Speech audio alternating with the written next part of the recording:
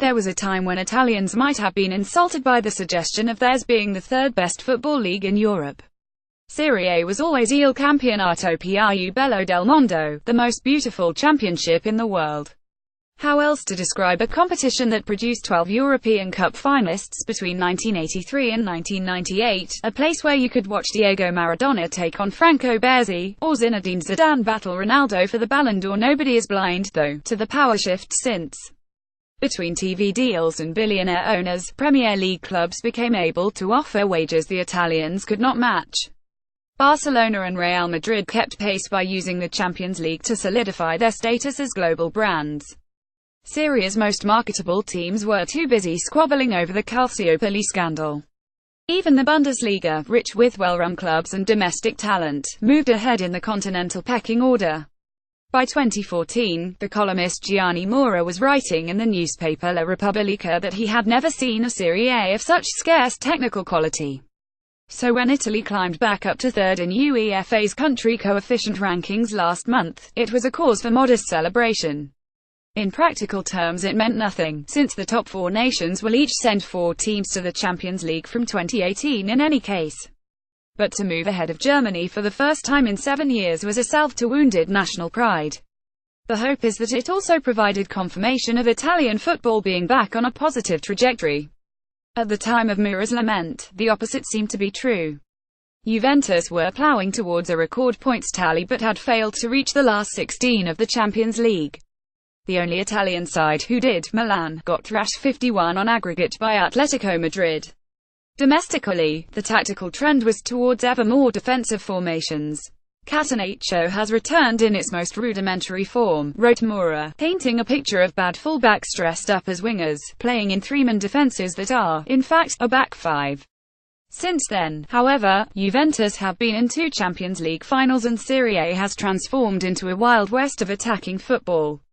The goals are flying in at a higher rate in the Italian top flight, 2.88 per game this season, than in any of Europe's other top 5 leagues. The same was true last season as well. Only 1 game out of 49 since the start of September has ended goalless. After 6 straight titles, Juventus' hegemony is finally under threat. Napoli have not only won their opening 7 games but scored at least 3 times in each. Just as Milan were elevated in the late 1980s by a former shoe salesman, Arrigo Sacchi, so Napoli's rise has been masterminded by a man who was working in a bank at the age of 43. Perhaps it is easier to take risks when you are doing, as Maurizio Sarri describes it, the only job I would do for free. And perhaps the boldness is catching. Serie A has not traditionally been a welcoming place for teenage talent, but these days it is awash with it. Pietro Pellegrini, born in 2001, was already the youngest player to take part in a Serie A game, and became the youngest to score a brace when he struck twice against Lazio last month. The 19-year-old Federico Chiesa stirs memories of his father, Enrico, at Fiorentina, and Milan, after spending more than €200 million on new signings, have started games with a homegrown teenager. Gianluigi Donnarumma, in goal, and another, Patrick Cutrone, leading the attack. It has been a challenging start to the season for the Rossoneri, beaten 3 times already, but the ambition shown by their new owners, as well as those of neighbours Internazionale, has restored enthusiasm in the stands. Milan achieved the highest attendance for a Europa League qualifier when 65,673 fans came to see them crush Craiova. A few weeks later, 51,752 turned out to watch Inter beat Fiorentina in Serie A, the biggest crowd the Nerazzurri had achieved for an August fixture since their treble-winning campaign in 200,910. Average attendances in Serie A are up by more than 1,500 per game from last season. The Milan clubs have played a part, but so too have sides such as Napoli and Atalanta, the latter continuing to defy gravity with a core of players developed through their academy system.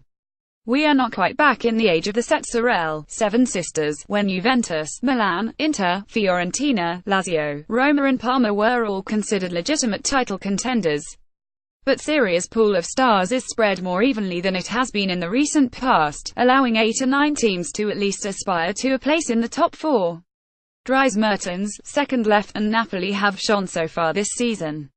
Photograph Ciro Fusco Dries Mertens has been the greatest revelation, with 24 goals and 11 assists in the league since the start of 2017. But even outside the most obvious clubs, Lazio can boast Ciro Immobile, whose 13 strikes this season are betted only by Lionel Messi across Europe's top 5 leagues. Torino have Andrea Bellotti and Atalanta the irrepressible Papu Gomez.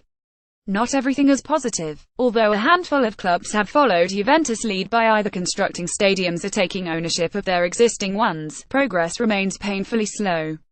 Figures published by KPMG show Serie A revenues grew at a slower rate between 201,112 and 201,516 than in any of Europe's other top leagues. The gap between the top and bottom of the division, furthermore, has rarely appeared wider. A survey conducted by Gazzetta dello Sport found 58% of readers in favor of reducing the number of teams in the division to 18 or even fewer. Overall, though, there is more good than bad. The introduction of the VAR system for reviewing major refereeing decisions appears to be making a positive impact, despite some heated debate, with the number of fouls per game down across the board. Serie A has a way to go before it can confidently call itself the most beautiful championship in the world again.